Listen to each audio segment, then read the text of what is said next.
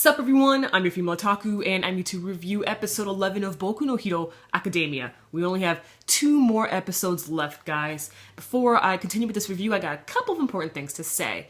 No, I actually got one thing to say. As a lot of you guys know, yesterday I uploaded a video saying, hey, tell me what weekly manga I should start reviewing. And Boku no Hero Academia is currently tying with Nanatsu no Taizai. So I will be reviewing the manga for Boku no Hero Academia once the anime ends. Because I don't want to spoil myself now. That's pretty dumb to do that now. There's only 2 episodes left, so it's like, why would I do that? So when the anime ends, I'm going to catch up with the manga and start reviewing the chapters weekly. I'm really excited to do that, guys. Never done something like that before, and Boku no Hero Academia will be the first, so that will be awesome. Anyway, we start off the episode with an extremely long previously on Boku no Hero Academia, and I didn't expect that. I mean, I know a lot of shonen anime do that. It's just, we're this late in the game with Boku no Hero, so why are we doing this whole, like, 2-minute long previously? Like, it threw me off. It really did. I was shocked. Anyway, that's not important. I want to talk about Todoroki. This dude's such a beast. Todoroki, the hot and cold guy, he said that his powers can kill. He decided not to keep the villains trapped with his ice powers because their cells are dying. And he's just all like, listen, I'm not about that cruel life. I'll save you guys. This bitch hit you guys just up a little bit, but, you know. Todoroki, he, like, grabbed the pole, man. One dude, like, swung a pole at him, and he, like, grabbed it and stuff. He was, like, fighting the dudes, everything. Like, the villains, like, weren't expecting it. They were just like, yo, is he really a kid? And I'm just like, bro, Todoroki. Like, dude's so awesome. I cannot wait to see more of this guy. And from what I'm told, he's gonna play an important part in season 2 of Boku no Hero Academia. But, you know, I'm reading the manga, so, you know, it's fine. I'm excited to see more of this guy. We learn more about other students' quirks as well. First off, let me just look at my notes here. Kyoka Jiro, her quirk is earphone jack, and she can amplify her heartbeat. So it's like a different take on the whole sonic scream thing, because it's still like a sonic boom or sonic scream. It's just she has to plug in headphones or like an earphone jack and stuff, and then it amplifies her heartbeat, and then everyone's like, oh my gosh. So it's like a sonic boom, and I like the take on it though, of how you have to activate it. And next we have Momo Yaoyorozu. I'm gonna call her Momo, and her power is creation.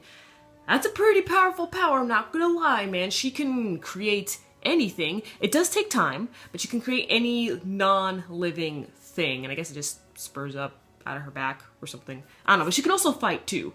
That's awesome, because with the power of creation, you still gotta have some combat skills. And finally, we have Denki Kaminari, whose power is electrification. He can't really control his quirk too well, so he says that his like electrifying powers, they kind of spaz out all over the place, so they used him as a stun gun. I like that. Again, with the strategizing, it's really, really good. However, we start to see more and more how a real villain works. We talked about last week how the villains have some sort of plan, some sort of way to kill All Might. Turns out it's this thing. I don't remember what they called it, but they said it was bioengineered. This guy, his brains were showing. He's like a muscly crow bird thing. And I'm just like, ew. Oh boy. And they said that he was as strong as All Might. So when Izuku used his one for all power, it had no effect.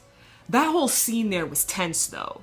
When Izuku was about to get smashed by the bioengineered guy, and then you also had we haven't heard the main villain's name yet, but though, you know, the one with the gloves on his face, he was about to reach out to Mineta and Sue was trying to save Izuku. That whole scene there was so tense.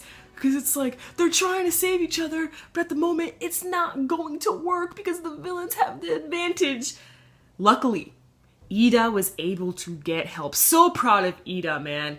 Ida has been such a bro. I love all the screen time that we get with him because he shines every single time. Ida was able to escape with the help of Ochako. I love what Ochako did. She grabbed the villain, used her powers on him to make him float on out of there. And then with the power of teamwork, the other members went in. One dude had like tape or something like that. He had tape attached to his arm and he like splurted out and it caught the villain. Then the other guy with super strength came in, just whirled him around to the other side of the building. So that was just awesome teamwork right there. And Ida was able to escape and contacted All Might. So now All Might is there, even though the villains were saying that it's game over.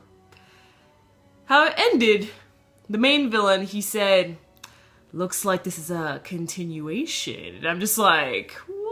I like how they ended the episode though. Instead of saying game over, they said it's a continuation. I like that. That was clever how they ended the episode. Eraserhead and 13, they got wrecked.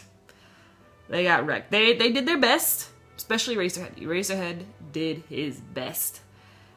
But we really got to see the brutality of the villains and that they are not afraid to shed some blood. I could already tell this is only a glimpse of the epicness that is Boku no Hero Academia. I could tell because once I saw the blood and how Eraserhead was really getting beaten up, and you saw the main villain, when he touched Eraserhead, layers of his skin started falling off. We got to see the inner muscle of his arm, and oh boy. That's pretty bad. I'm not gonna lie, that's a pretty dangerous quirk, man. And if you haven't already, please vote on what manga, weekly, ongoing manga I should read next. But there is some rules, so make sure you go check out the video. You know what, I'll leave a link in the description. Actually, I'll leave a link in the description to where you have to vote on what weekly, ongoing manga I should read. But just make sure you watch the whole video because there are rules. Alright, so catch me later as I review ReZero, and I'm gonna stop being lazy and finally review Volume 4 of A Silent Voice. I'm your female otaku, sayonara.